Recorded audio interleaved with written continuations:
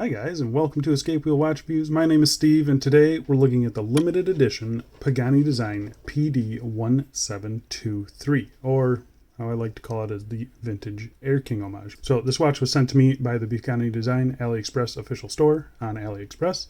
I don't have to send it back, but as always, that's not going to sway my review one way or the other. You're going to get my honest opinion on this piece. So the retail price for this watch is, I'm not quite sure.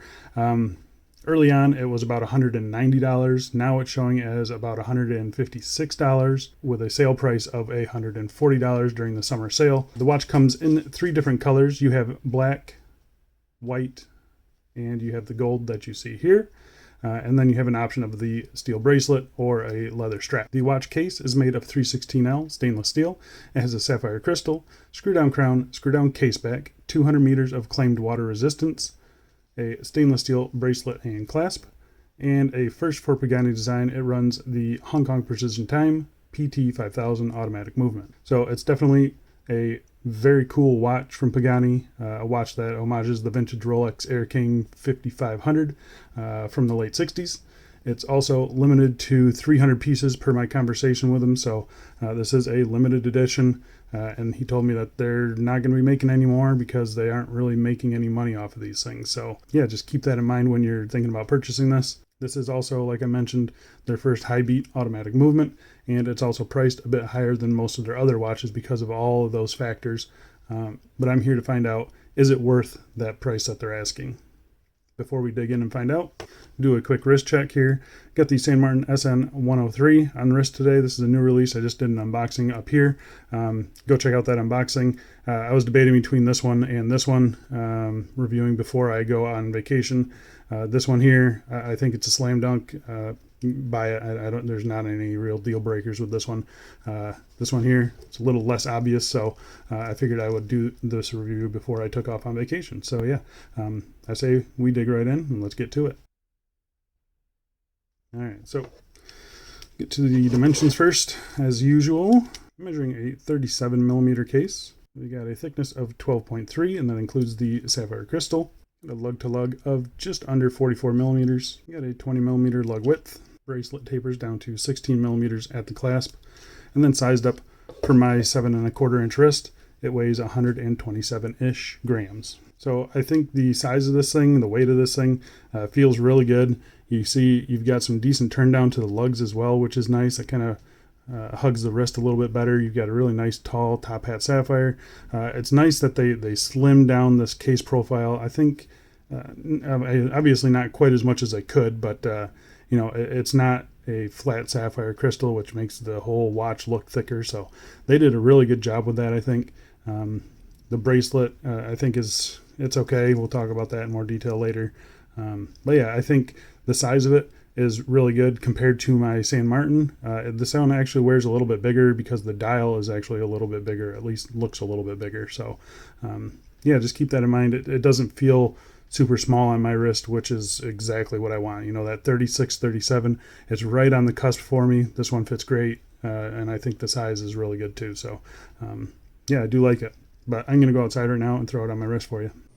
And here we are on my 7½ inch wrist. And as you can see, I mean, it wears really good. I think it actually wears a little bit bigger than what I expected for a 36.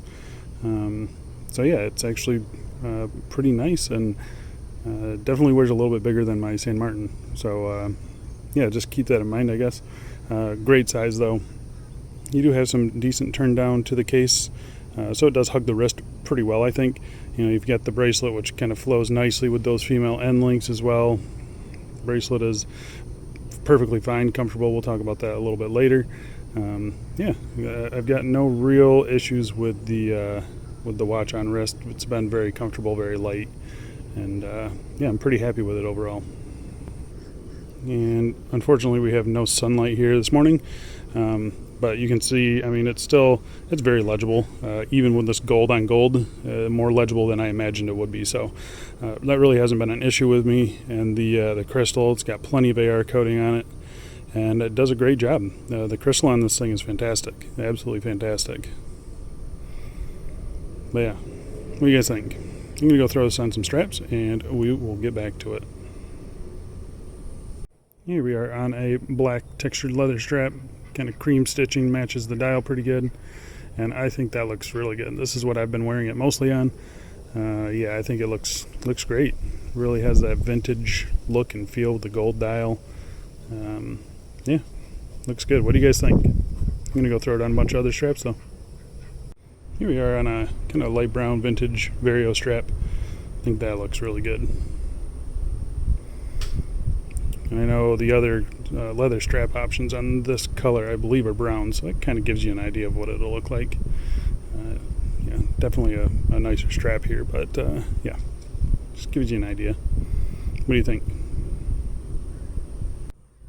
And here we are on a kind of, I think they call it a sand or a tan or something like that, Perlon strap.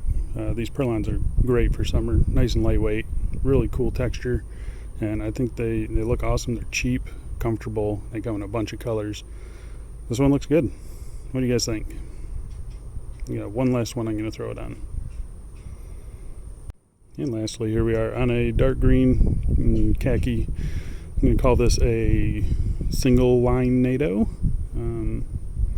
The link will be down below. Pretty cool straps, come in a bunch of cool colors with this khaki line down the middle of it. But yeah, I think that looks great with the gold dial and the green hand.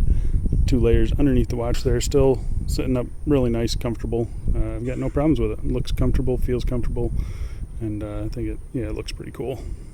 What do you guys think? Let's go back inside and we'll get back to the review. All right, so we'll get real close. We'll talk about the case finishing on this thing. So don't go in expecting any different case finishing from Pagani on this. This is your typical case finishing that you find. I'm talking about the quality of it on all of their other models. So it's not been upgraded at all that I can see, but that's not to say it's bad. It's just not really excellent. So you have a vertical brushing on the tops of the lugs here, and you can see it looks pretty good. Not too bad.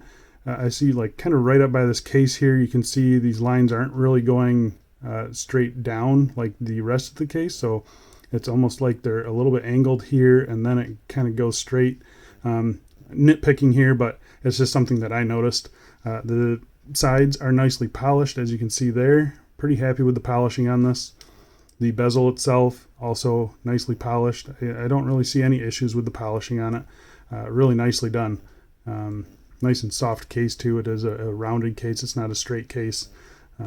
So yeah, I think they did pretty good. The transitions from brush to polish, you can see here, they're fairly sharp. There's not much to complain about on the case finishing. I'd like them to clean up, that spot right there just a little bit more. But otherwise, I think it's fine. Definitely, it's still not on par with like a San Martin or anything like that, but it's on par with their other watches, in my opinion. This case finishing reminds me a lot of the Black Bay 36 homage they did and the Oyster Perpetual, that kind of stuff. So that's kind of the finishing you can expect on it. Overall, I am pretty happy with the case finishing on it. The case back, as you can see here, it's slightly different. So you got it polished in the middle there with the Pagani design logo, PD, and the PD1723. Little spec sheet around the outside. Nothing fancy. I kind of wish they would have, played up to the limited edition on this thing and put that somewhere on the case back. But, whatever. Not a big deal. You can see it's got little notches for tools to get the case back off, so that's nice to see. And then the bottom of the case itself, it is fully polished. All these edges here have been honed nicely. It's a very comfortable watch. I've got no problems with the comfort of it, so that's nice to see. So yeah, I think the case finishing, it is perfectly acceptable. Maybe it could have been a little bit better for the extra price, but it's about what I expected from this watch. All right, so let's talk about the crystal on this thing. First, we will test it for sapphire. And it is a sapphire crystal, and it is a really nice sapphire crystal. It's got anti-reflective coating on the underside. It does have a little blue tinge to it, but it's not like a garish blue. You don't really notice it. What you do notice is a really clear dial. Really happy with this crystal. This is an excellent crystal, right up there with San Martin's box dome crystals. This thing is excellent. You got no distortion in the middle of the crystal there, as you can see. but you got plenty of distortion right on the edges, and I think it looks excellent. Looks really, really good. You can see it is a nice big dome. I mean, you've probably got 2.5 millimeters of dome there, so really happy with that. And since they're using the dome, they can keep that rehout really nice and shallow. And I mean, this thing looks great. It looks really, really good. Very happy with the crystal on this thing. All right, so let's talk about the dial on this thing. So the dial is really nicely done. They definitely stepped up the quality on this dial. It's really good. The finishing on it is great, but it's not perfect, and we'll talk about that in just a second. So first things first, you've got a printed minute track around the outside. It kind of gets hidden by that crystal, but you can see it. You can see the seconds are divided into halves as well, with the little tiny dashes, and then you've got big square at all the 5-minute markings. Printed really nicely. I've got no issues with that. Down here printed, you have PT 5000, and then 200 meters, 660 feet. That PT 5000, I guess I'd rather that just be an automatic. The PT 5000 is one of those movements that's, I guess, not quite proven. It's always been reliable and accurate for me, but yeah, it's not something that I would really advertise. I know that it's a limited edition, so maybe putting limited edition down there, I don't know. Something other than PT 5000 I think would have been a better choice, but it doesn't look bad in my opinion. The applied aspects of the dial are done really good. So you have the applied Pagani shield with no Pagani text there. I do like it. I know people don't like it, but I do like it. At the 12 o'clock, you get this really interesting triangle. It's kind of subdivided into 3 sections there. Looks really cool. It is loom filled. The 3, 6, and 9 are also loom filled here. I'll give you a nice close up of those indices. I mean, it looks really good. Very happy with it. Yeah, I mean, those indices, they're multifaceted, and I think they sparkle really nicely in the light. Yeah, they just catch the light from all sorts of angles, and they look really good. Everything seems to be aligned and applied nicely. I did notice this 4 o'clock one here. You can see that it's not quite as flat to the dial as some of the other ones. It is raised up just a little bit. It's not something I noticed until I put it under macro, but I just wanted to let you guys know about that. The handset on it, again, really nice handset. You've got that green second hand that reaches all the way out to the minute track. Really, really nice. That is a nod to the vintage Air King. They use the green second hand as well, and that has continued till today. So, but yeah, really nice. It is in the middle there. It's capped, or it's not capped, but the center part of the hand is black, so it's not gold. But I think the second hand looks great. It's got that counterbalance on it. It looks awesome. Very happy with it. As for the other hands, I think they are really nicely sized. Very nice kind of alpha style hands. Very happy with them. They're faceted down the middle, and they catch the light. They play with the light nicely. They are really crisp and sharp, and I'm super happy with the handset on this thing. All the applied indices on this watch are done really, really nice. I'm quite impressed with it. Very clean. Even getting up real close here, I mean, it's just a clean dial, very nicely done. You can see here, right about there, is a good view of the loom on it. So you can see the loom at 3, 6, and 9 is kind of a Fotina loom. And then on the hands, it's a Fotina, but it's kind of got like a reddish, pinkish tint to it. They don't match at all. I think they're just different loom compounds, period. They glow differently under UV light. They look differently under natural lighting.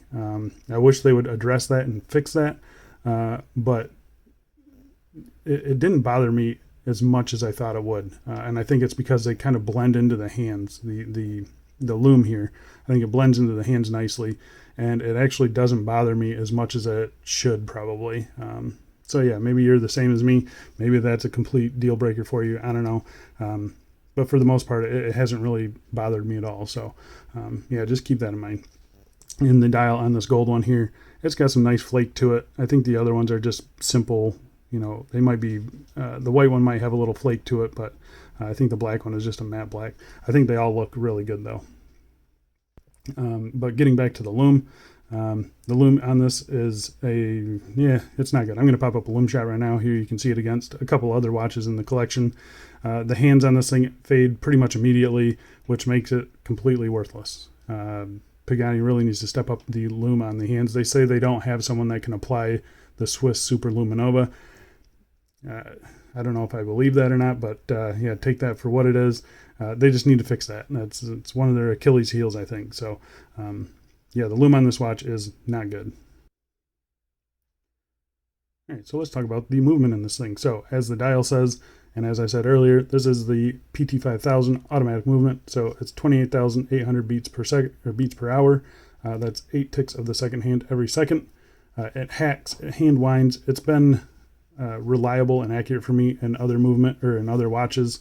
I've had probably 8 or 9 of them on the channel, and they all have run within cost specs. So yeah, really happy with the movement. It is operated by this 3 o'clock screw down crown here. First position is a ghost date position. Second position hacks the movement, as I said earlier, and that's where you can set the time. Overall, the crown action on this thing is excellent. Screw in, screw out action, perfectly acceptable. I've got no problems with that. I think the crown size is really good as well. I'm having a little trouble here with these gloves.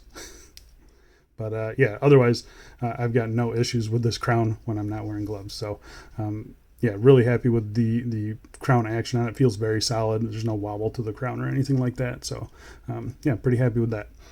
As for accuracy on this one, this has been my least accurate PT5000. That just leads me to believe that they don't regulate these things. This one out of the box was running plus 20 seconds a day, I think, something like that. So maybe it settled down. I will pop up a time grapher shot right here, and you can see its accuracy. You know, this is my least accurate movement. Hopefully you guys will get a nicer one. But overall, I'm happy that they're using this high beat automatic movement. It means thinner cases, more solid feeling, and hopefully in the future a lot more accurate. All right, so let's talk about the bracelet on this watch. So this bracelet is kind of a new one for Pagani design, female end link, but an oyster style. Yeah, this is a little bit different. It's a mixed bag for me.